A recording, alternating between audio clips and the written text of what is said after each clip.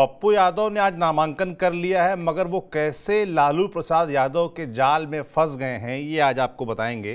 Congress party ने पप्पू यादव से हाथ क्यों खींच लिए, वही पार्टी जिसने अभी हाल में विलय कराया, फोटो खिंचवाई और अब साथ खड़ी नजर नहीं आ रही है, इसके पीछे की कहानी आपको बताएंगे। साथ ही नरेंद्र मोदी आज बिहार पहुंचे थे, जमुई पहुंचे थे और उस मंच पे चिराग पासवान थे और तमाम घटक दल के नेता थे, पर चिराग पासवान की पार्टी से 22 नेताओं ने इस्तीफा दे दिया है। तो इस फूट के बीच क्या नरेंद्र मोदी जमुई जिस सीट पर थे उसको चिराग पासवान के पाले में डाल पाएंगे, ये सब बातें आपको बताएंगे। और बात करने के लिए रोज की तरह हमारे साथ होंगे हमारे वरिष्ठ साथी पंकज जी। पंकज जी, बहुत बहुत स्वागत है आपका। धन्यवाद, थैंक यू। आज टाइमिंग ठीक रही है। पप्पू यादव, हर आदमी जानना चाहता है कि उनका मामला कहाँ पहुंचा, क्या फंस गया मामला, क्योंकि लोगों ने देखा कैसे उनका विलय होता है उनकी पार्टी का कांग्रेस में। लोगों ने माना पूर्णिया से तैयारी थी, उनको टिकट मिल जाएगा, लालू प्रसाद और तेजस्वी के साथ भी फोटो आई, मगर बात बन नहीं पाई। अंततः वो नामांकन कर रहे हैं, निर्दलीय कर रहे हैं और ताल ठोक दी है, कांग्रेस भी साथ नहीं है।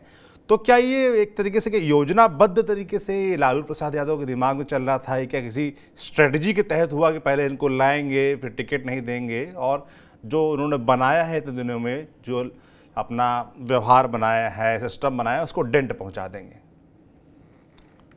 देखिए, आपको बताएं, पप्पू रणनीति के तहत जरूर काम कर रहे थे, इसमें कोई शक नहीं है। और पप्पू 1 साल से काम कर रहे थे और पप्पू यादव को लग रहा था कि वो अपनी पत्नी के जरिए कांग्रेस में शामिल हो जाएंगे, इस मौके के इंतजार में थे। पप्पू यादव की बात प्रियंका गांधी से हो रही थी।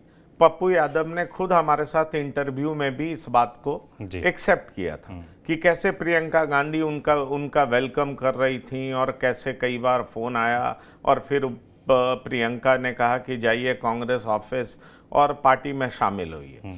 तो इस तरह की बात तो चल रही थी, लेकिन उससे ज़्यादा महत्वपूर्ण बात यह है कि ये पूरी डील तब फाइनल हुई थी जब राहुल गांधी की भारत जोड़ो न्याय यात्रा पूर्णिया पहुंची थी, सीमांचल पहुंची थी, और तब ये डील तय हो गया था।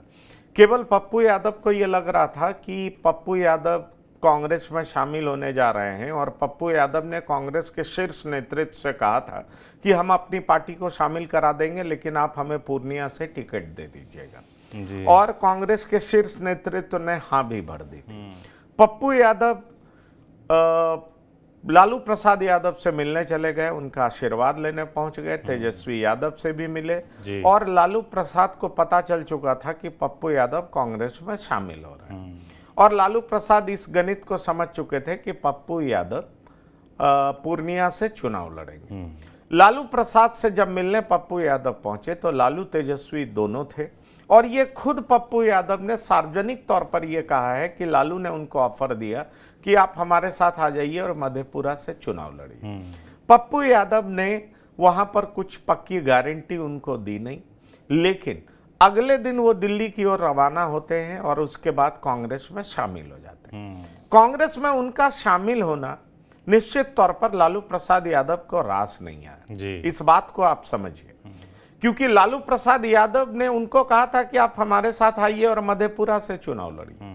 लालू प्रसाद यादव महागठबंधन में ऐसे किसी नेता को खड़े होते देखना नहीं चाहते हैं जो उनके बेटे के लिए चैलेंज पोज करे, इस बात को समझना बहुत जरूरी है। इसलिए कई बार जब मैं आपसे कहता हूं कि परिवारवाद किस तरीके से हावी है, मैं मानता हूं कि परिवारवाद सब पार्टी में है, लेकिन परिवारवाद किस तरीके से हावी है क्षेत्रीय दलों में, वो साफ दिखाई पड़ता है, क्योंकि क्षेत्रीय दल ये साफ तौर पर ऐसा करते हुए दिखाई पड़ते हैं कि उनका परिवार का दबदबा पार्टी में बना रहे, इसके लिए पार्टी का नुकसान हो तो भी मंजूर है। अब आप समझिए कि महागठबंधन की जीत के लिए पप्पू यादव तो बीमा भारती से मजबूत उम्मीदवार थे। बीमा भारती रुपौली से विधायक हैं, और आरजेडी ने उनको अभी हाल फिलहाल कुछ दिन पहले ही आरजेडी ने अपनी पार्टी में शामिल करा है। पप्पू यादव का कद बड़ा है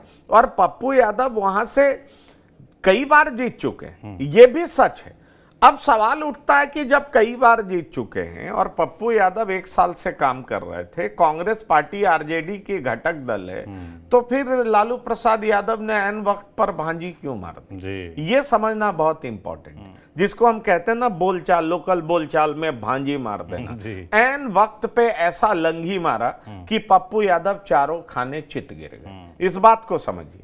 अब समझिए कि एक बार फिर बिहार में साबित हो गया कि लालू प्रसाद जो चाहेंगे कांग्रेस को वही करना हो, कांग्रेस उसके इतर सोच नहीं सकती। अब सोचिए इसमें प्रियंका गांधी, राहुल गांधी की कितनी भद पिट रही है कि लालू प्रसाद ने नहीं चाहा और इन लोगों के कहने के बावजूद पूर्णिया से कांग्रेस का टिकट दे नहीं पा रहे हैं। क्योंकि आपने सुना होगा कि कांग्रेस के प्रदेश अध्यक्ष हों चाहे कांग्रेस के बड़े नेता शकील अहमद खां हों, दोनों कह रहे हैं कि गठबंधन धर्म होता है, गठबंधन धर्म का पालन करना होता है, इसलिए हम लोग गठबंधन धर्म का पालन करेंगे। गठबंधन धर्म के तहत हमें 9 सीटें मिली हैं और हम 9 सीटों के अलावा और कुछ सोच भी नहीं सकते। अब सोचिए कि 9 सीटों का मतलब है कि पूर्णिया तो उसमें है नहीं, और आज पप्पू यादव की स्थिति ऐसी हो गई कि उन्हें अकेले जाकर के नामांकन भरना पड़ा।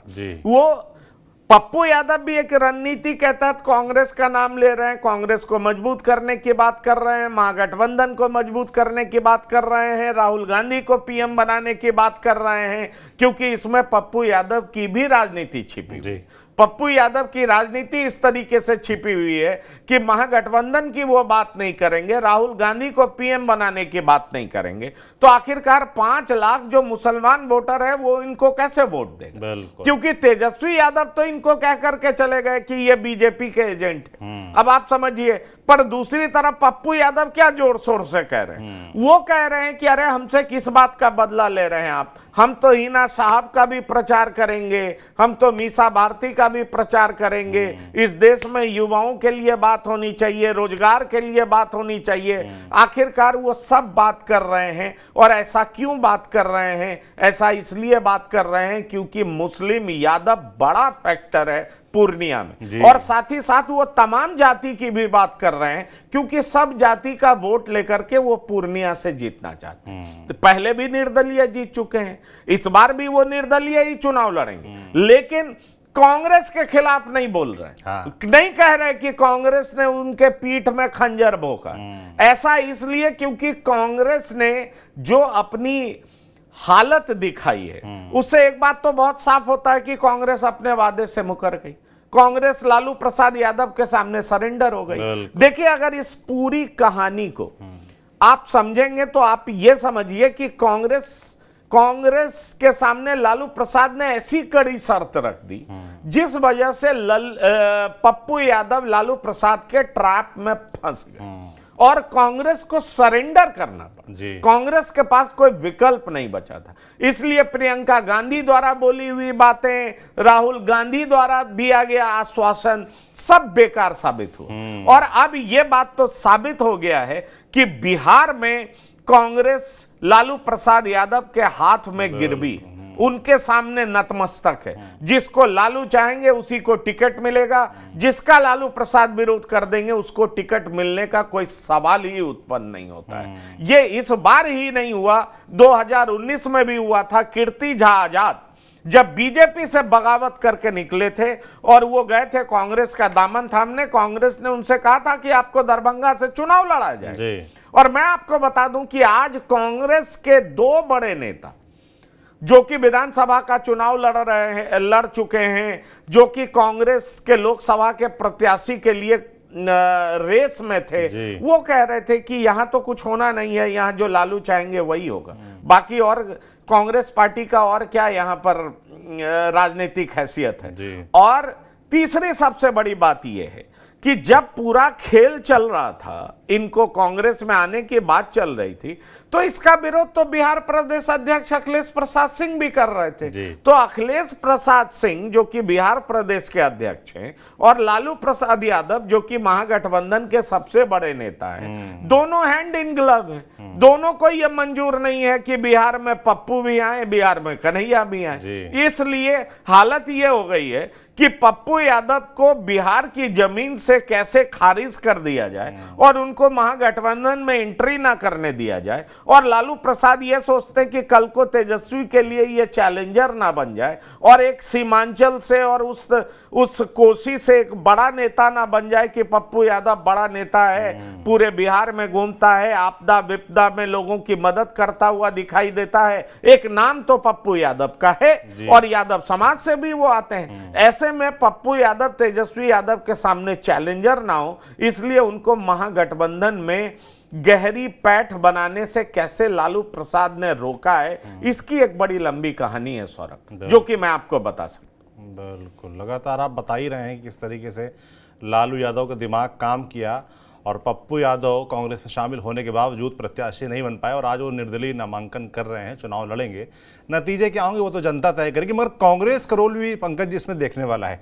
कांग्रेस उनको बुलाती है, शामिल करा लेती है, दिल्ली कार्यालय में शामिल कराती है, नेशनल कार्यालय में शामिल कराती है, माहौल बनता है, नारेबाजी होती है, लौटते हैं, लोगों को लगता है टिकट मिल जाएगी लालू यादव, और बड़े बड़े शीर्ष नेतृत्व, मतलब प्रियंका गांधी से बातचीत, राहुल गांधी से बातचीत, इतने बड़े बड़े नेता प्रॉमिस कर रहे हैं और टिकट नहीं दिलवा पाते हैं, और अब जब वो निर्दलीय लड़ रहे हैं तो वहाँ भी पूरी तरीके से हाथ खींच लिए हैं। तो इसके पीछे आप क्या मानते हैं, क्या इससे कांग्रेस की जो बिहार यूनिट है या जो बिहार कांग्रेस है वहाँ पर कांग्रेस के लेकर जो परसेप्शन है जनता के बीच भी उसको डेंट लगेगा?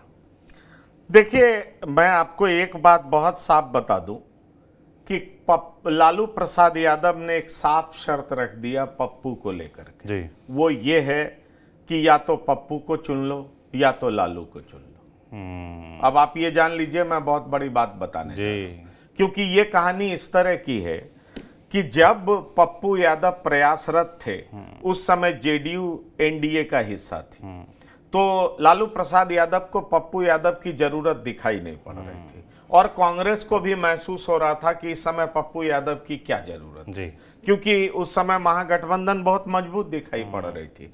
कांग्रेस के भी प्रदेश अध्यक्ष बहुत ज्यादा पप्पू यादव को लेने में इंटरेस्टेड नहीं थे। लेकिन आप देखें कि जब जेडीयू निकल गई, और जेडीयू जब निकल गई और उसी समय राहुल गांधी की यात्रा हुई और सुरेंद्र मोहन जो कि बिहार के प्रभारी थे उनसे भी बातचीत चल रही थी। जब राहुल गांधी बिहार की यात्रा करने आए और पूर्णिया पहुंचे तो पप्पू यादव ने जिस तरीके से उनका वेलकम किया, सीमांचल में उनका वेलकम किया, उसके बाद ये डील लगभग तय हो गई थी कि पप्पू यादव, लगभग क्या पूरे तरीके से तय थी कि पप्पू यादव अपनी पार्टी का विलय कांग्रेस में कराएंगे और उसके बाद वो कांग्रेस के प्रत्याशी के तौर पर पूर्णिया से चुनाव लड़ेंगे। जब पप्पू यादव की नहीं चली, वो कांग्रेस में आ भी गए, प्रचार भी करने लगे, लेकिन इसी बीच लालू प्रसाद ने पूर्णिया से बीमा भारती को उतार दिया। अति पिछड़े समाज से बीमा भारती आती हैं, अति पिछड़ों को सेट करने के लिए और एक सोशल इक्वेशन बनाने के लिए लालू प्रसाद ने बीमा भारती को रुपौली से उतार दिया। याद करिए कि उस समय लालू प्रसाद और तेजस्वी यादव दिल्ली पहुंचे हुए थे, वार्ता चल रही थी। आपको याद होगा कि जिस तरीके से बड़े नेताओं के घर में वार्ता चल रही थी और इसी बीच पप्पू यादव का जब नाम तेजी से मीडिया से लेकर के कांग्रेस और आरजेडी के बीच वार्ता में उभर रही थी, तो लालू प्रसाद ने क्या किया, बीमा भारती को इशारा कर दिया और बीमा भारती ने सिंबल के साथ फोटो रिलीज कर दी। बीमा भारती ने यह डिक्लेयर कर दिया कि हमें तो सिंबल भी मिल चुका है। अब जब पप्पू यादव ने 2 तारीख को डिक्लेयर किया था कि वो 2 तारीख को नामांकन करेंगे, फिर भी पप्पू यादव को यह आस बंधाई जा रही थी कि लालू प्रसाद से कांग्रेस का शीर्ष नेतृत्व तो बात करेगा और उनको समझाएगा। लेकिन आप याद करिए तेजस्वी यादव क्या कह रहे थे, हमारी यहां बातचीत होगी और हम पटना जाकर के अधिकृत तौर पर उम्मीदवार की घोषणा करेंगे। अब आप ये सोचिए कि पटना आकर के उन्होंने घोषणा तो की, लेकिन अपने कई उम्मीदवारों की घोषणा तो वो पहले ही कर चुके थे। औरंगाबाद से कौन लड़ेगा, बक्सर से कौन लड़ेगा, गया से कौन लड़ेगा, जमुई से कौन लड़ेगा, ये सारी बात तो वो पहले ही कर चुके। इसमें दिल्ली आकर के और फिर कहना कि हम पटना जाकर के अधिकृत तौर पर घोषणा करेंगे, उसका मतलब क्या था? पटना आए और कह दिए कि 9 सीटें हम ये सीटें दे रहे हैं, उसमें पूर्णिया का कहीं नाम नहीं था। कांग्रेस ने फिर एक बार पप्पू से संपर्क साधा और कांग्रेस के शीर्ष नेतृत्व ने कहा कि हम बात कर रहे हैं, हम उनको समझाएंगे, आप धीरज रखिए। और पप्पू यादव ने इस बीच क्या फैसला लिया कि 2 के बदले 4 तारीख को वो नामांकन करेंगे। लेकिन क्या हुआ आप ये याद करिए, 2 के बदले 4 तारीख का डेट बढ़ा दिया गया, लेकिन लालू प्रसाद ने कांग्रेस की एक नहीं सुनी और तेजस्वी पहुंच गए पूर्णिया। और हाँ, और सुनिए जी, जब लालू प्रसाद से बहुत कहा जाने लगा तो लालू प्रसाद ने यह साफ कर दिया, कांग्रेस के सामने शर्त रखा कि या तो पप्पू को चुन लो या लालू को चुन लो। अब लालू को चुन लो मतलब आरजेडी को चुन लो, आरजेडी को चुन लो मतलब महागठबंधन में दरार, महागठबंधन में टूट। ऐसे में कांग्रेस के आगे कोई चॉइस ही नहीं बचा था। इसलिए पप्पू यादव आज नामांकन करने चले गए, लेकिन कांग्रेस लालू प्रसाद के सामने पूरे तरीके से सरेंडर कर गई। प्रियंका गांधी और राहुल गांधी की बातों का कोई महत्व तो नहीं रह गया। मजेदार बात ये देखिए कि ये सिर्फ पप्पू यादव के साथ नहीं हो रहा है, ये कन्हैया कुमार के साथ भी हो रहा है। आज मेरे पास जानकारी आई है कि कन्हैया महाराजगंज से नहीं लड़ेंगे। अच्छा, अब देखिए महाराजगंज से कौन उम्मीदवार होगा, तो महाराजगंज से उम्मीदवार अखिलेश प्रसाद सिंह के सुपुत्र आकाश सिंह होंगे। अच्छा, अब सोचिए परिवारवाद में जो पार्टी इस तरीके से फंसी हुई हो कि अपनी जीत हार को साइड करके अपने परिवार को आगे बढ़ाने में तुली हुई हो कि पार्टी हारे तो हारे लेकिन मेरा बेटा आगे रहे, तो आप समझ लीजिए कि परिवारवाद हावी है या नहीं है। ये सवाल तो बार बार उठता है ना कि परिवारवाद किस तरीके से जी। अब आप कोई कहे एनडीए से तुलना करना, ठीक है, एनडीए के भी कई पुत्र मैदान में हैं, लेकिन क्या एनडीए इस शर्त पर किसी को उतार दे रही है कि आप हारते रहिए, आप फलाने मंत्री के बेटे हैं, आप हारते रहिए फिर भी आपको टिकट मिलता रहेगा, आप कमजोर उम्मीदवार रहिए फिर भी आपको टिकट मिलता रहेगा। एनडीए में सबसे बड़ा फैक्टर क्या है? विनेबिलिटी। और यहां पर तो निश्चित तौर पर जो प्रोफेशनलिज्म एनडीए दिखाती है उसके सामने तो महागठबंधन में ऐसा दिखता नहीं है जी। वो साफ नजर आता है कि महागठबंधन किस तरीके से परिवारवाद की चपेट में अपना नुकसान स्वयं कर रहा है। एक बार फिर मैं क्लियर कर दूं कि ऐसा नहीं है कि एनडीए में परिवारवाद नहीं है। कई लोगों के सुपुत्र चुनाव लड़ रहे हैं, कई लोगों के रिश्तेदार चुनाव लड़ रहे हैं। एनडीए के घटक दल में तो चिराग पासवान के बहनों ही चुनाव लड़ रहे हैं और उनका भी विरोध हो रहा है। जमुई में जबरदस्त विरोध हो रहा है। सवाल कई पूछे जा रहे हैं कि आप नए प्रत्याशी को ला रहे हैं और उन कार्यकर्ताओं का क्या जो चिराग के लिए इतने सालों से पसीना बहा रहे हैं। ये बात पूछी जा रही है और चिराग के लिए ये इसका जवाब ढूंढना आसान नहीं हो रहा। इसी मुद्दे पर हम आने वाले हैं पंकज जी कि चिराग पासवान के लिए मुश्किलें अचानक से बढ़ गई हैं, खासतौर जमुई सीट को लेकर, जहां प्रधानमंत्री नरेंद्र मोदी खुद आज पहुंचे हुए थे, एक बड़ी जनसभा को संबोधित किया।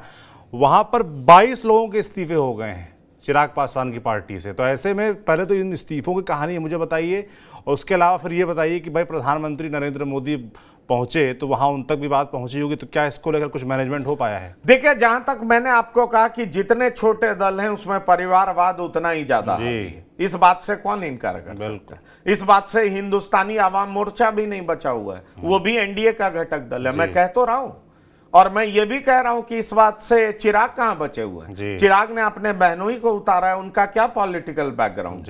ये एलजेपी रामविलास के कार्यकर्ताओं को पूछने का हक है। और कई लोगों ने जो इस्तीफा किया है वो इसी आधार पर इस्तीफा किया है कि आखिरकार पसीना हमने बनाया, बहाया, मेहनत हमने की, हमने आपके साथ तब मेहनत की जब आपके साथ कोई खड़ा नहीं था। चिराग अकेले थे, अलग थलग थे, इनके 5 एमपी इनका साथ छोड़ करके चले गए थे। लेकिन चिराग क्या अरुण कुमार के साथ खड़े रहे? नहीं खड़े रहे। चिराग क्या संजय सिंह के साथ खड़े रहे जिन्होंने इस्तीफा किया? नहीं खड़े रहे। चिराग क्या रेणु कुशवाहा के साथ खड़े रहे? नहीं खड़े रहे।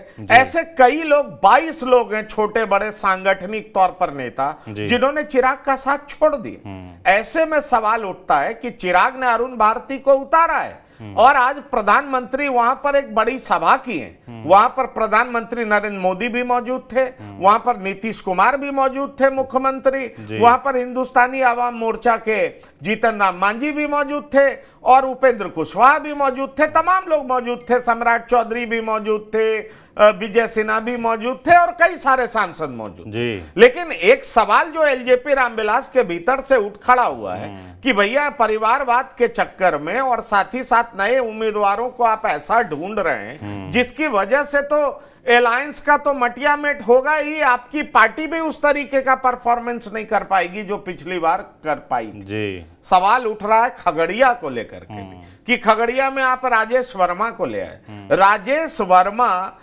के बारे में तो कहा जा सकता है कि वो राजनीति में नए हैं, वो एक बिजनेसमैन है, व्यापारी हैं, लेकिन उनको आप किसी भी तरीके से जातिगत खांचे में डाल करके देखें तो आप पाएंगे कि राजेश वर्मा उस तरीके से उतने मजबूत कंटेंडर नहीं बताए जा रहे हैं जिस तरीके से रेणु कुशवाहा वहां पर मजबूत जी। अब देखिए कुशवाहा का बड़ा वोट बैंक है वहां पर। अब सवाल उठता है कि कुशवाहा समाज अगर सीपीएम को वोट कर जाता है खगड़िया में तो निश्चित तौर पर एनडीए की हार होगी। ये हार एलजेपी रामविलास की नहीं होगी बल्कि एनडीए की हार होगी। अब रेणु कुशवाहा ने इस्तीफा भी दे दिया है, तो ऐसे में रेणु कुशवाहा तो अपनी पार्टी के खिलाफ ही काम करेंगी, कोई इनके पक्ष में तो वोट मांगेंगे ही नहीं।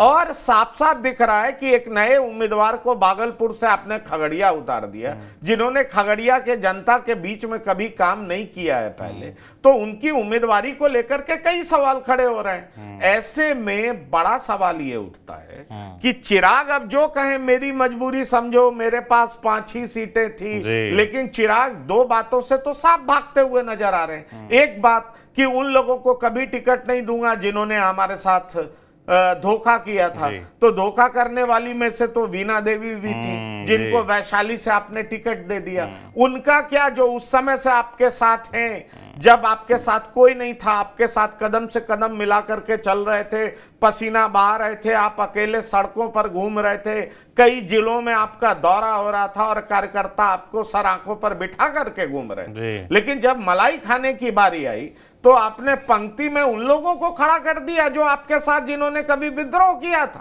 आपने उनको खड़ा कर दिया जो कभी आपके साथ सड़कों पर गर्मियों में, धूप में, छांव में कहीं आपके साथ खड़े नहीं थे जब आप अपनी सरजमीन तैयार कर रहे थे। तो आखिरकार उन लोगों का पूछने का, सवाल करने का हक तो बनता है, बिल्कुल। और उन लोगों ने ये सवाल किया है तो निश्चित तौर पर इसमें दम है। ऐसे में 22 लोगों का पार्टी छोड़ना कई तरह का सवाल उठाता है, लेकिन एनडीए के साथ प्लस पॉइंट क्या है कि एनडीए के पास तुरुप का इक्का, और तुरुप का इक्का है प्रधानमंत्री, जो खुद प्रधानमंत्री मोदी की गारंटी में बहुत सारी चीजें ऐसे छुप जाती हैं जिसको लेकर के जनता मोदी का चेहरा देखते हुए बहुत कुछ भूल जाती है। पर क्या ऐसा हो पाएगा क्या? सवाल ये है, क्या सिर्फ मोदी ही फैक्टर होंगे चुनाव में? यह भी देखना दिलचस्प होगा, क्योंकि मैं जमुई की बात करूं तो वहां कहा जा रहा है कि बेटी या दामाद, क्योंकि अर्चना रविदास वहां की बेटी हैं और ये जीजा जी हैं, ये चिराग के जीजा हैं, तो वहां पे ये तो लड़ाई चल रही है कि बेटी या जीजा जी। सवाल ये उठ रहा है, सवाल ये भी उठ रहा है स्थानीय या बाहरी, ये खगड़िया में लोग पूछ रहे हैं कि यहाँ के लोकल क्यों नहीं, आप बाहरी को क्यों लाए? पैसे वाले को आपने टिकट दे दिया और जिन्होंने खून पसीना से पार्टी को सींचा, बड़ा किया, उनको क्यों नहीं आपने टिकट दिया, क्यों इग्नोर किया? तो ये चक्कर तो वहां भी है, चिराग की पार्टी में भी है। पर सवाल यह है कि प्रधानमंत्री के विराट नेतृत्व और विराट लोकप्रियता क्या चिराग द्वारा उठाए गए इस कदम को जीत में बदल देगी, तब्दील कर देगी? क्योंकि प्रधानमंत्री के को लेकर के ये बात तो है कि वो जहां जाते हैं वहां कई लाख वोट जो है अपनी तरफ खींच लेते हैं, अपनी गारंटी के दम पर, अपने भाषणों के दम पर वो लोगों को आकर्षित तो करते हैं। प्रधानमंत्री का चार्म 10 साल के बाद भी अभी भी वैसा ही बरकरार होता हुआ दिख रहा है, लेकिन इस पे मोहर एक बार तब लगेगा जब चुनाव का परिणाम आएगा। बिल्कुल, नतीजे सामने आएंगे तब समझ में आएगा, क्योंकि आज प्रधानमंत्री पहुंचे थे, भाषण भी दिया, उसमें सभी घटक दल मौजूद भी थे, मगर लोकल स्तर पर जो कंपटीशन चल रहा है, जो इस्तीफे हुए हैं, जो चिराग पासवान के लिए चुनौती खड़ी हो गई, उसको लेकर पंकज जी ने विस्तार से आपको समझाने की कोशिश की। आपकी जो भी राय हो हमें जरूर लिख के कमेंट में बताएं कि जो चिराग पासवान को लेकर 22 इस्तीफे हुए हैं, उनके फैसले को लेकर उस पर आपका क्या सोचना है, हमें ज़रूर बताएं। बाकी बिहार से जुड़ी ऐसी तमाम जानकारी आप तक हम पहुंचाते रहेंगे। आप देखते रहिए TV9 डिजिटल। शुक्रिया।